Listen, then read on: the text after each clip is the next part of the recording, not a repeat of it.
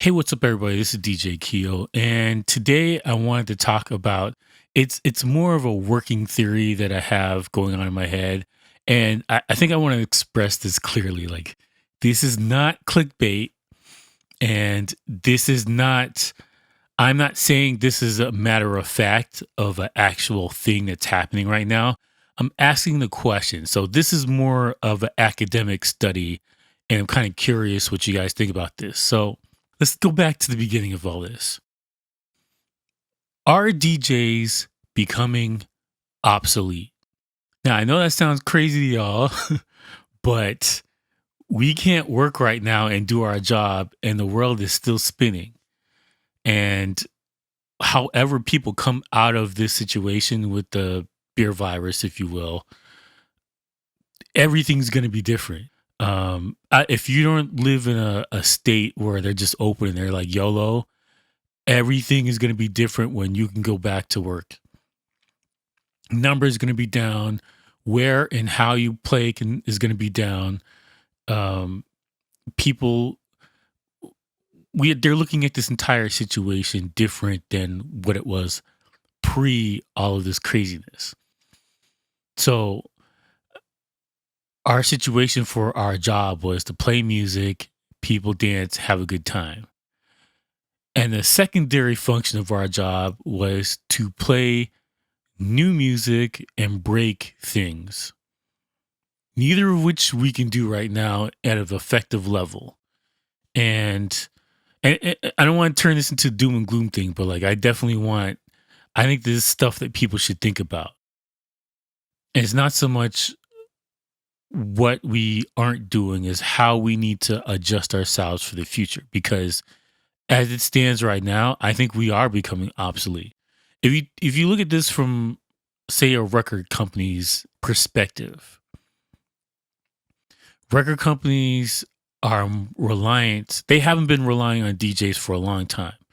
I'm old enough to remember being part of a record pool and taking myself down to the record label on Tuesday and picking up brand new records and filling out forms about what people's response to. Like, I did all that. All right. They don't do that anymore. And it kind of moved over to DJ pools. You know, you had to be a special level of DJ to get into the pool. And then you got to fill out the forms and they want to know what you thought about this song, whatever. They don't do that anymore. Today, as it stands, if an artist is going to be successful, it's because they are in a certain playlist on Spotify or Tidal or whatever. That's the factor that makes an artist successful or not. I had a video a couple weeks ago, maybe it's a month or two ago, about an artist named Morgan Wallen. He's a country music star, and he had an unfortunate event with some race issues, and he seems to have recovered. But what they decided to do was they weren't going to remove his music as punishment for what he did. They removed him from a playlist. The playlist has more sway over an artist being successful on a streaming music services. That's a huge deal when you think about it. Like the radio stations, they had some sway, and you know there are people who listen to the radio still. I'm not one of them. I cannot. When I go in my car, my radio turns on by accident until I connect my Bluetooth, and then the radio goes off, and that's as far as it goes for me. I do not listen to radio in any capacity, and I haven't for years. I think most people are like that, unless you work in an office or it's in the background in a store or something like that. I think people listen to podcasts or Spotify or whatever. But that's neither here nor there. The point is that this situation has changed for how they consume music on the streaming services, and how they discover music from playlists on the streaming services. The old job of a DJ is now limited to just play music and dance, and then we can't do that. So we're in this weird spot right now where I think that DJs are kind of in limbo, trying to rejigger and figure out how to present themselves and how to make themselves useful to the masses again. And we are in this really weird spot. And I know I said it before, but we can't do our job for the most part. There's areas that's obviously opening, and there's areas that have been open this entire time, like Florida.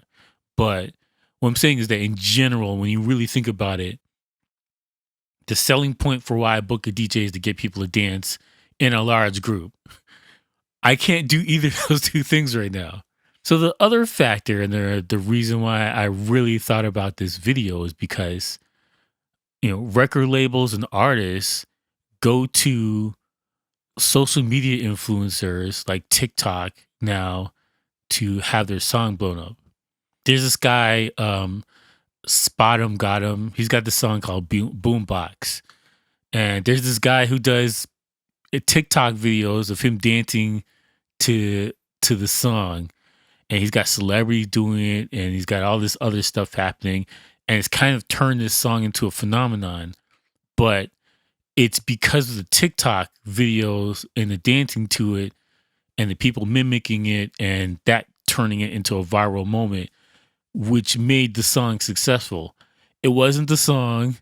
It wasn't the promotion from the song. It wasn't the DJs playing the song in the clubs. It wasn't the radio stations. It was the TikTok dances. And so we had the same situation with this guy, it was Dogface, and he was playing this Rumor song, and he's playing a song from Fleetwood Mac, and that turned into like Fleetwood Mac sales went through the roof. People were buying albums now because this guy was skateboarding in the park, living his best life, listening to a song. This is where we're at here. We're not breaking anything. We're not playing anything. Life is going on. They generally don't need us right now. And another factor that people aren't even thinking about here, virtual fitness instructors on YouTube and Peloton and a bunch of different bike companies, people are buying and consuming music because of the virtual instructors. These guys are now the most popular way to break music now, and it's a gold rush of people trying to leverage to get their song played during these workouts. This is a crazy time that we're in right now when you really think about it, when you really, really break it down.